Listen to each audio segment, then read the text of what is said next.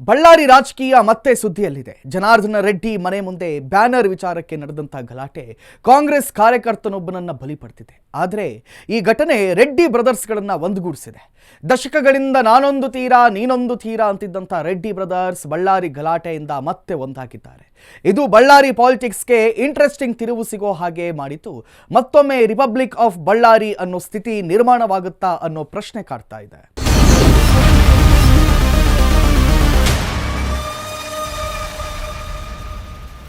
ರಾಜಕೀಯ ಅನ್ನೋದೇ ಹಾಗೆ ಒಂದು ರೀತಿ ಹರಿಯೋ ನೀರಿದ್ದಂತೆ. ಇಲ್ಲಿ ಆಗಾಗ ಅನೇಕ ರೀತಿಯ ಡೆವಲಪ್ಮೆಂಟ್ಸ್ ನಡೀತಾನೆ ಇರುತ್ತೆ. ತಮ್ಮ ಎದುರಾಳಿಗಳನ್ನ ಹೆಣೆಯೋಕೆ ಇಲ್ಲಿ ನಾನಾ ರೀತಿಯ ಲೆಕ್ಕಾಚಾರಗಳು ನಡೀತಾನೆ ಇರುತ್ತವೆ. ಒಬ್ಬರ ಮೇಲೊಬ್ಬರು ತಂತ್ರ ಪ್ರತಿತಂತ್ರ ಕುತಂತ್ರಗಳನ್ನ ಹೆಣಿತಾಲೇ ಇರ್ತಾರೆ. ಜೊತೆಗೆ ರಾಜಕೀಯದಲ್ಲಿ ಯಾರೂ ಕೂಡ ಶಾಶ್ವತ ಶತ್ರುಗಳು ಅಲ್ಲ, ಮಿತ್ರರು ಅಲ್ಲ ಅನ್ನೋ ಮಾತಿದೆ. ಇಲ್ಲಿ ಆಪ್ತ ಸ್ನೇಹಿತರ ನಡುವೆ ಯಾವುದೋ ಒಂದು ಕಾರಣಕ್ಕೆ ಬಿರುಕು ಮೂಡಬಹುದು. ಅವರು ಒಂದೇ ಕುಟುಂಬದವರಾಗಿದ್ದರೂ ಸಹ ಅವರಲ್ಲಿ ವೈರತ್ವ ಮೂಡಬಹುದು. ಆಮೇಲೆ ಇನ್ಯಾವುದೋ ಕಾರಣಕ್ಕೆ ದೂರ ಇದ್ದವರು ಮತ್ತೆ ಒಂದಾಗಿ ಬಿಡಬಹುದು. ಈಗ ಗಣಿನಾಡು ಬಳ್ಳಾರಿ ಕೂಡ ಅಂತಹದೇ ಒಂದು ಬೆಳವಣಿಗೆಗೆ ಸಾಕ್ಷಿಯಾಗ್ತಿದೆ. ಬಳ್ಳಾರಿ ಗಣಿನಾಡು ಬಳ್ಳಾರಿ ರೆಡ್ಡಿಗಳ ಪ್ರಾಬಲ್ಯವಿರೋ ಬಳ್ಳಾರಿಗೆ ಒಂದು ಕಾಲಕ್ಕೆ ರಿಪಬ್ಲಿಕ್ ಆಫ್ ಬಳ್ಳಾರಿ ಅಂತಲೇ ಹೆಸರಾಗಿತ್ತು. ಕಾರಣ ಇಲ್ಲಿ ನಡೆದ ಗಣಿಗಾರಿಕೆ ಬಳ್ಳಾರಿ ಒಡಲನ್ನ ಬಗೆದು ಇಲ್ಲಿಂದ ವಿದೇಶಕ್ಕೆ ರವಾನೆಯಾಗಿರೋ ಕಬ್ಬಿಣದ ಅದಿರಿಗೆ ಲೆಕ್ಕವಿಲ್ಲ. ಇಲ್ಲಿಂದ ಅದಿರನ್ನ ಹೇರ್ಕೊಂಡು ಬೇಲೆಕೇರಿ ಬಂದಿರಿಗೆ ಸಂಚರಿಸಿರೋ ಲಾರಿಗಳಿಗೂ ಲೆಕ್ಕವಿಲ್ಲ.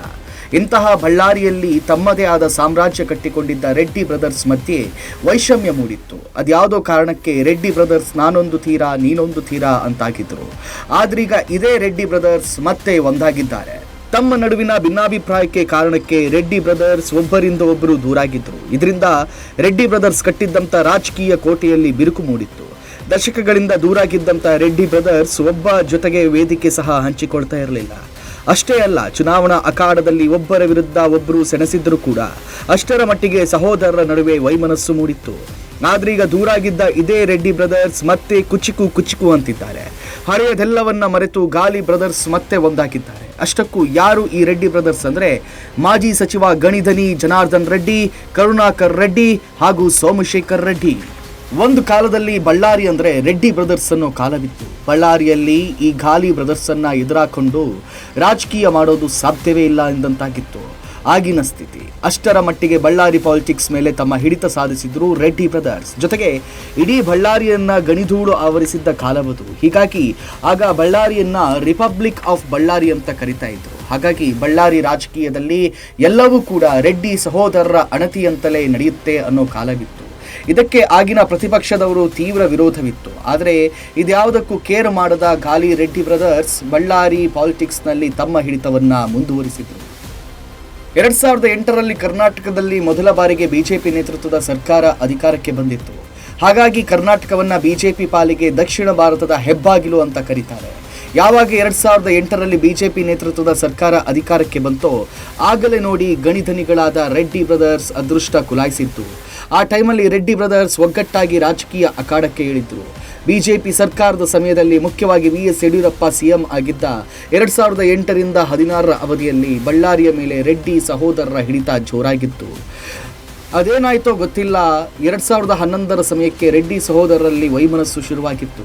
ಪರಿಣಾಮ ಜನಾರ್ದನ್ ರೆಡ್ಡಿಯಿಂದ ಕರುಣಾಕರ್ ರೆಡ್ಡಿ ಅಂತರ ಕಾಯ್ದುಕೊಂಡ್ರು. ನಂತರ ಸೋಮಶೇಖರ್ ರೆಡ್ಡಿ ಕೂಡ ಜನಾರ್ದನ್ ರೆಡ್ಡಿಯಿಂದ ದೂರಾಗಿದ್ರು. ಆಮೇಲೆ 2013ರಲ್ಲಿ ಕಾಂಗ್ರೆಸ್ ಸರ್ಕಾರ ಬಂದ ಕಾರಣ ರೆಡ್ಡಿ ಬ್ರದರ್ಸ್ ರಾಜಕೀಯ ಸಾಮ್ರಾಜ್ಯ ಕುಸಿಯೋಕೆ ಆರಂಭಿಸಿತ್ತು.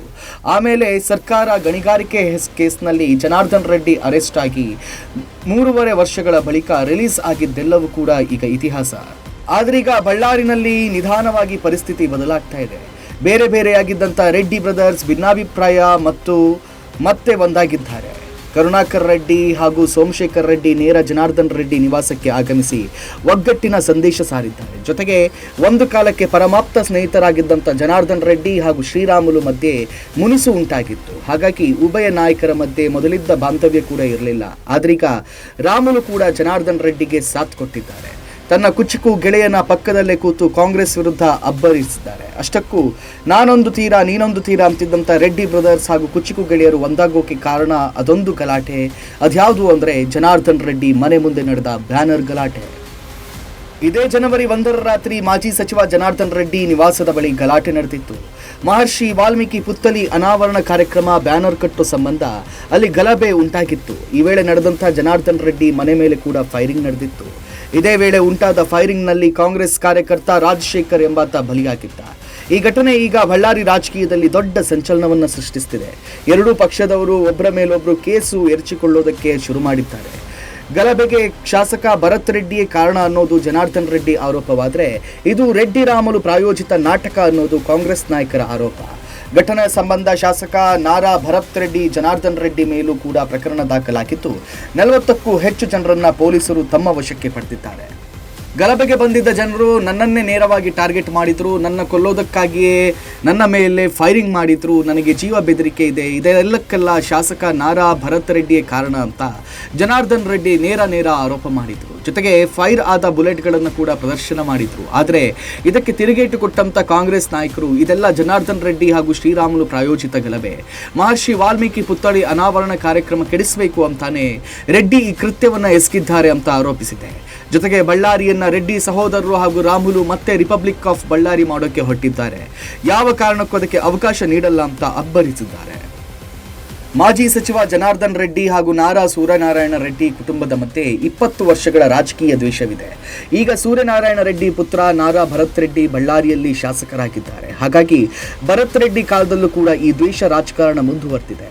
ಇದೇ ಕಾರಣಕ್ಕೆ ಈ ಶೂಟೌಟ್ ಘಟನೆ ನಡೆದಿರಬಹುದು ಅಂತ ಹೇಳಲಾಗ್ತಾ ಇದೆ. ಆದರೆ ಈ ಬ್ಯಾನರ್ ಗಲಾಟೆ ರೆಡ್ಡಿ ಬ್ರದರ್ಸ್ ಸಾಮ್ರಾಜ್ಯದ ಪಾಲಿಗೆ ವರವಾಗಿದೆ.